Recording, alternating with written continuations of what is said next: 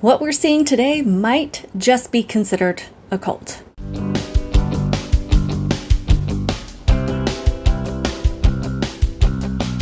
Welcome to my channel, Outspoken Samantha. If you are new here, welcome. Be sure to hit that subscribe button. And if you're returning, welcome back. I appreciate your continued support and I hope that you are subscribed as well, particularly if you are on Rumble, because we do need to support platforms that support free speech. So something I know that I have mentioned a few times before on my channel is that something that I'm really into is true crime.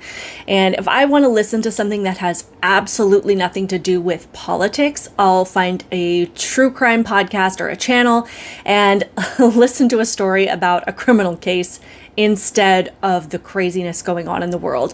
And I know that there are a lot of true crime lovers out there. So if you are one, I would love to hear what your favorite channels or podcasts are, because I'm always looking for new ones. And as I explore this particular genre, I find myself fascinated by cults. I'm fascinated about how they get started, whether it be someone that's part of a particular religion and then they take aspects of that religion to create their own new religion, but they take it to an extreme level because they don't feel like the one that they were initially involved with is doing enough in the world or living, to the full potential of their calling or whatever it is, or whether it be just some kind of unhinged narcissistic person or group of people that have far-fetched ideas about how we're supposed to truly live as human beings, and they proclaim to be some kind of mouthpiece of a higher knowledge, and then they start to recruit people. They start to bring people in, usually those closest to them first, and then, those people spread it to others. So there was something that I was listening to recently that kind of triggered this whole thought process. But before I get to that, I want to start out just getting into cults a little bit and kind of finding those common threads. So according to this documentary, it's about 30 minutes long. It's on Netflix. It's called Cults Explained. Professor of Sociology Jean Yalalik defines a cult as a group or a social movement that's led by a charismatic leader who is authoritarian and who demands to be revered as a godlike figure. The second of these key elements is thought reform or relentless indoctrination, where the followers, all they see or hear or all that they're exposed to are the ideas of the cult. And the third element is exploitation of some kind, whether it be sexual exploitation or financial exploitation, which involves convincing the followers to put the demands of the community or of the leader before everything else, before themselves, before their own needs, or even before the well-being of their family members or even their own children. And there's always somebody that claims to have a higher knowledge or understanding of how we should be living as human beings, and they market it to people to get them to join as, join my cult, join my ideology, so that we can achieve this higher purpose, and they market it to people that way.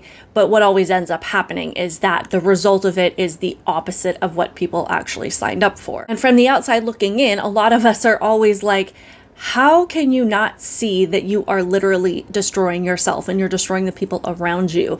How is it possible to actually get people to join these things, to get them to accept the most extreme ideas, to behave in the most insane ways, and to participate in what can only be classified as rituals that are often brutal and violent to themselves and to others, and to do things that are destructive to themselves and to others, and often even to their own children. So I found this gal, her name is Sarah Steele, and she hosts a podcast called Let's Talk About Sex, and it's SECTS, which I thought was very clever.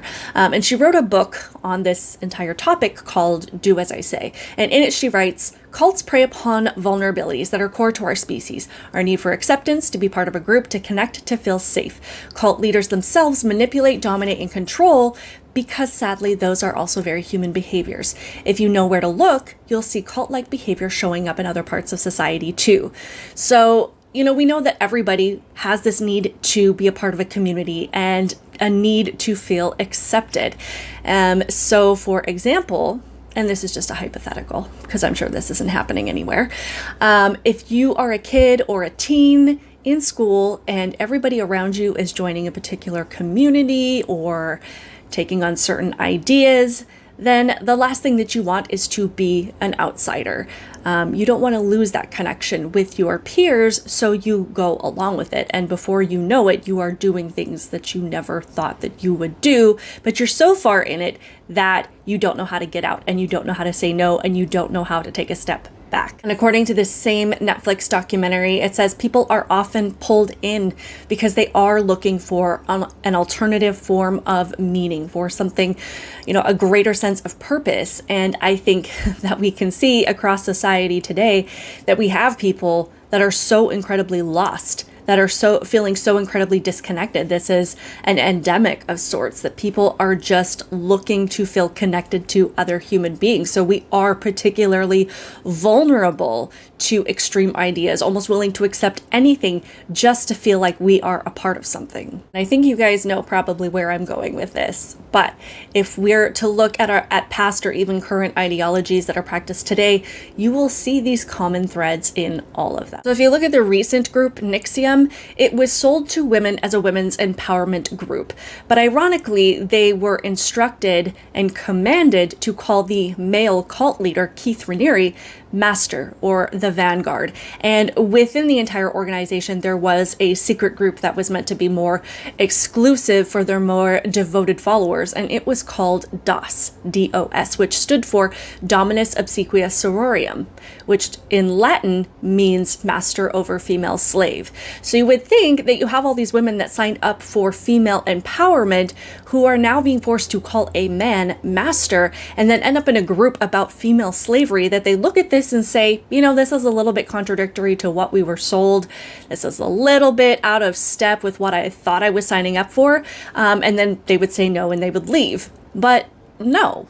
Once they get to this point of dedication, they were so far in that they couldn't see what was happening right in front of them, to the point that they actually allowed themselves to be branded with an actual iron on, I think it was on their hip or something like that, and they were told that this brand was a symbol of the elements, when in reality it was actually Keith Raniere's initials. These women were controlled and starved and sexually abused, yet they were still convinced for years that this was part of making them stronger as women. If you look at the Branch Davidians, specifically when it was led by David Koresh, I believe that it had originated as an offshoot of Seventh-day Adventism, but I'm not sure how much of that David Koresh actually incorporated into the religion, and there's a lot of things that happened within this group. But, there were girls as young as 11 years old before they reached puberty.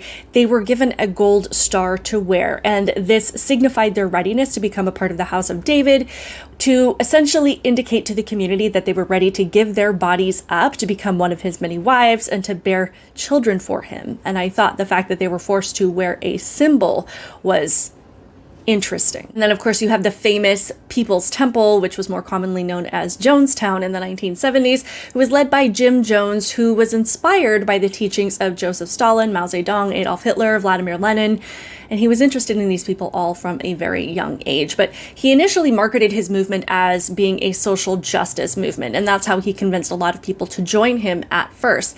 And he sold this idea of being able to create this utopia for his followers, largely based on communist ideas. And his wife, Marceline, described Jonestown as dedicated to live for socialism, total economic and racial and social equality.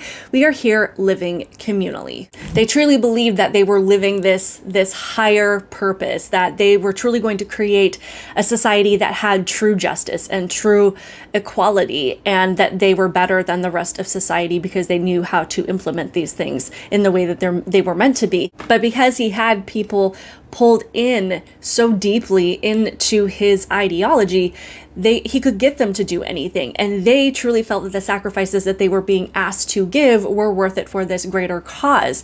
He had men give up their wives to him and had parents give up their children to him.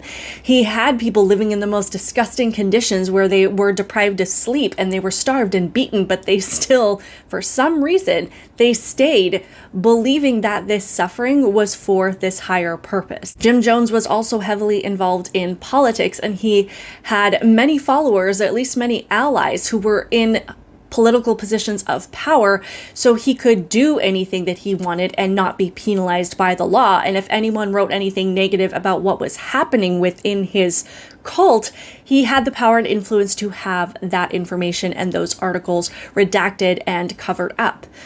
And I just have to ask, does that sound familiar at all? And then it all, of course, ended in the famous Jonestown massacre in 1973, where he convinced hundreds of people to shoot themselves, to shoot others, to administer poison to their children, to drink the poison themselves, and almost 1,000 people died in that event. And I think for me, as many of the things that people can be convinced to do when they are hyper dedicated to a particular ideology, the thing that blows my mind the most is when parents are influenced and manipulated into bringing their own children into it, or they end up having babies within the cult and they sacrifice those children to the community, whether it be to a whole group to raise them or to authorize people within the group who are allowed to raise the babies. And as a mom, that just blows my mind, because from the outside looking in, I'm like, there would be no way. That would be like the line in the sand for me. Like, you're asking me to give up my child? I would be out the door. When you're looking at it from a rational perspective, you would think that the more extreme things become and the more extreme behaviors that they're asked to do and participate in, that they would just peace out and they'd say, nope, I can't do this. This is too much for me. Y'all are crazy. But as we see, the more people become enveloped in an ideology, they truly believe that the cause that they are fighting for or the leader that they are following is the most important thing. Like, to kids, it's more important than their parents, and to parents, it's more important than their kids. Their leaders are telling them that this is the right thing, that this is necessary for the child, that this is truly in their best interests, and the parents are praised for this ultimate and noble sacrifice. But of course, the real goal behind sacrificing children to the community and to the cult, the true goal is to raise the generation from the ground up within this ideology. To them, this is their normal, and this includes controlling a child's education, where the kids are sent to school within the community, but their education is really just hours and hours and hours of them being taught the beliefs of the cult and repeating the things that the group believes, reading books on the history of the ideology, reading books that are authored by people who are part of the organization, and basically just having the ideas reinforced every day in every single way possible. I was listening to an interview between Megyn Kelly and this man named Mike Rinder, who is a former Scientologist. And there were a few things that were said in that interview that just really made me pause and think about the things that are going on in the world today. But when it comes to Scientology, there are a lot of things that, I don't think it's all bad, but there are particular behaviors and expectations that do seem a little extreme, and that, from the outside looking in, it's like, why would anybody go along with this? In Scientology, it's not really so much about what they believe, even though a lot of the things that they say sound more like a sci-fi movie than anything. I find it very interesting. But it's kind of the way that they conduct themselves. So essentially, in the community of Scientology, they mold your life for you. If you defect from what you're taught, you are punished, you're reindoctrinated, and then you're tested to see if you have learned your lesson, essentially. You're followed and you're monitored, and if you do something that the church doesn't like, fellow members are expected to write up these things where they essentially tattle on you, and these things are called knowledge reports, and you are expected to sufficiently apologize and ask for forgiveness and then reaffirm your commitment to this belief system. There's also a huge emphasis on suppressing, natural emotions that are part of the human experience. Like, you're not allowed to mourn the death of a loved one. If you lose a baby, then part of this belief system is that you don't react and you don't let it hinder your life in any way. Mike did talk about his own personal experience of losing an infant to SIDS, and he says at that time that this belief system had him convinced that it was miraculous that a Scientologist can move past something like that and just get past it so quickly and just go right back to work the next day, whereas us lower beings in the rest of the world would need time to process that grief and to take time to overcome it before being mentally ready to get back to living life. If you do have babies within Scientology, they are to be signed over to the nursery to let the people they call the nannies raise them, which means that pretty much from the time that they're born, they receive nothing but daily reinforcement of this ideology from the time they're awake to the time they go to sleep. And then when they're old enough to go to preschool or kindergarten, that's when they're really old enough to be indoctrinated into Scientology. During this whole time, they have very, very little interaction with even their own parents. And in this interview, Megan and Mike are discussing the things that are expected and required of people who follow Scientology. And Rinder recognizes that it all sounds insane if you're someone from the outside looking in and you're like, how on earth can you get people to go along with these extreme ideas? Okay with every mother in the Sea Org was okay with that. Wow. Otherwise, you were not in the Sea Org. Look, it's very difficult if you have not been involved in something like this to understand how fundamentalist you can become in the way you view the world. That is a level of dedication and commitment to something that is beyond, making any sense of. You just can't make sense out of it. But then again, I can't make sense out of someone who straps a bomb on themselves and goes and blows up a bus in Tel Aviv or flies a plane into the World Trade Center.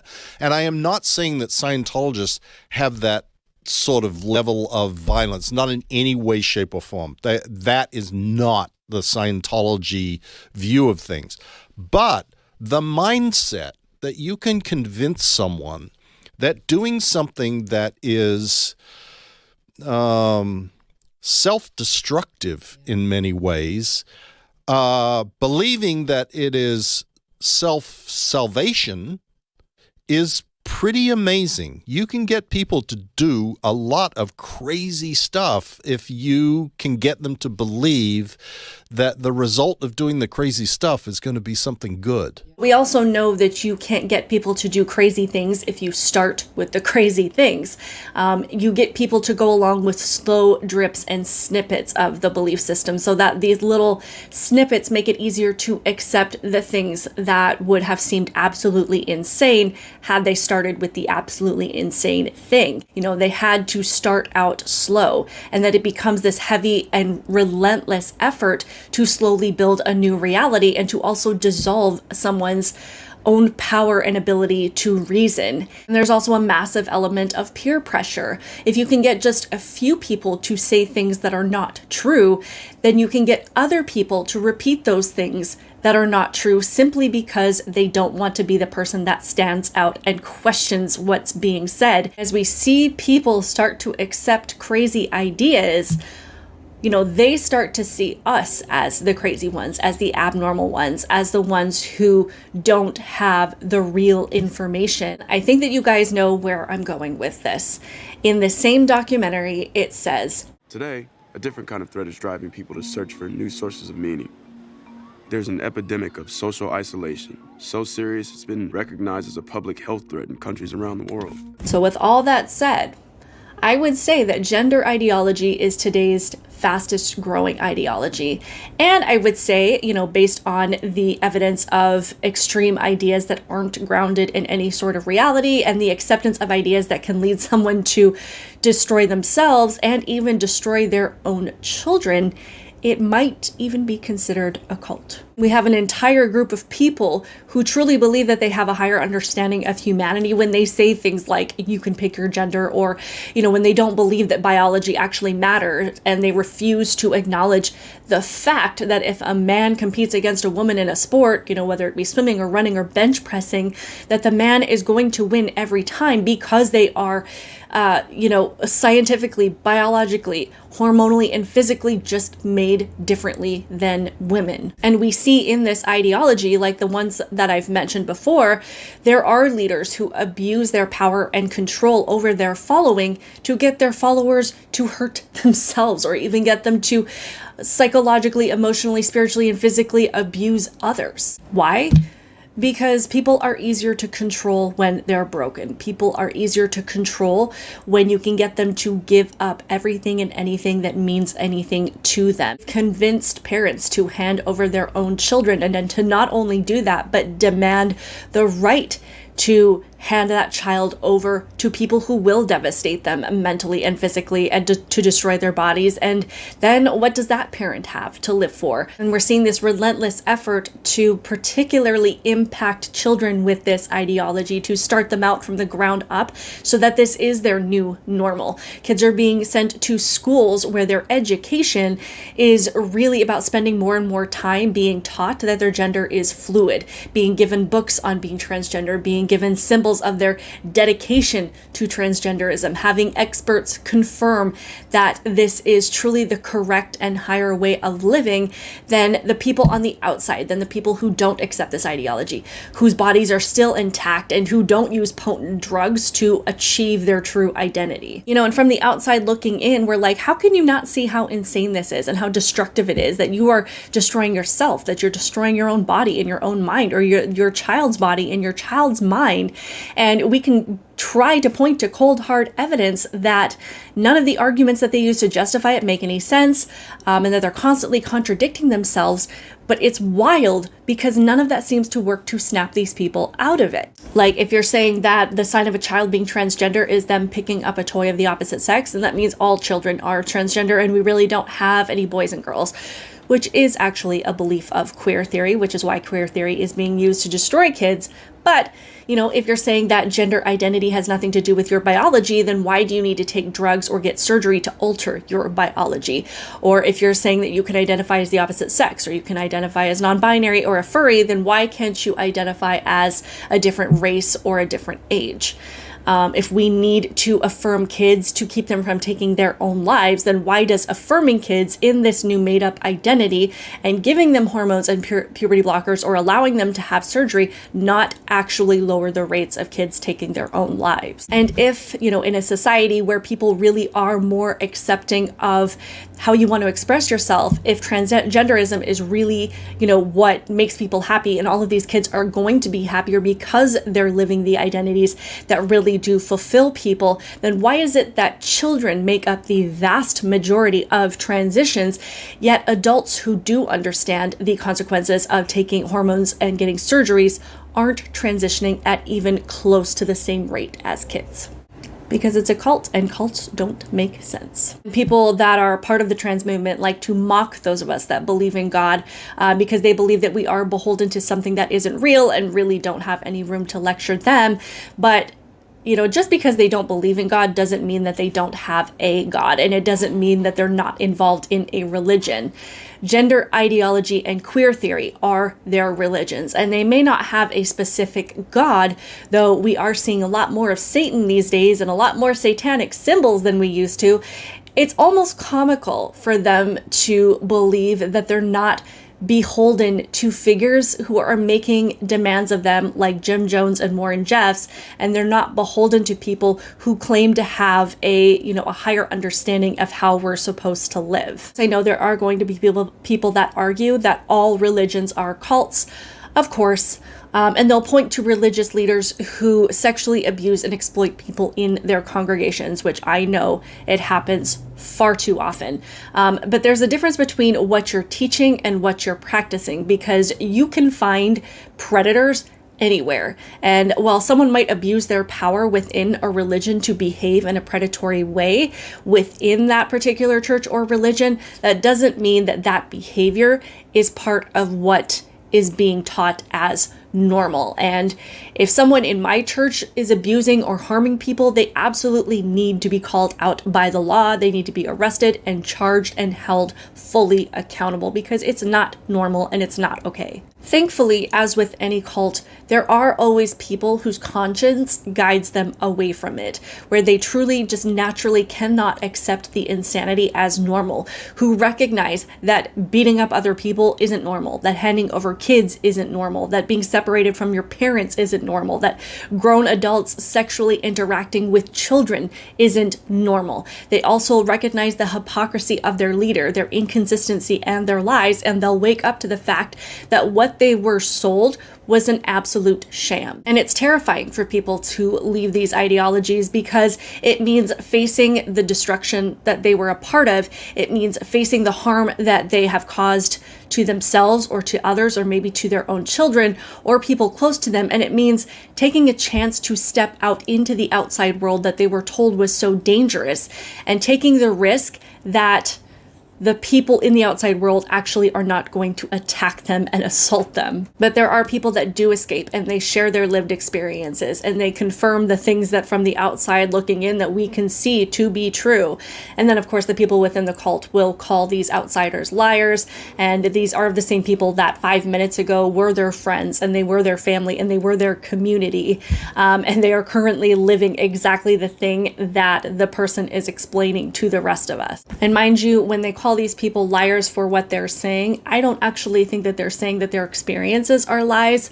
I think they mean that their interpretation of those experiences as being bad are lies. So let me know what your guys' thoughts on this topic are in the comments below. I'm sure a lot of you have had similar thoughts, as we've seen gender ideology literally pop up everywhere, and it's pretty much inescapable at this point. But I'm sure you guys have seen the similarities that I've outlined here. Please like this video, share it with others. Please be sure you are subscribed to my channel, particularly head on over to Rumble, because there's a lot more heavy censorship going on YouTube these days, which I will explain in my next video. But we really do need to rally together and support Rumble. Also, if you feel so inclined, you can hit the thanks button and support the channel by donating. That is always appreciated, and I will see you guys in the next one. Bye.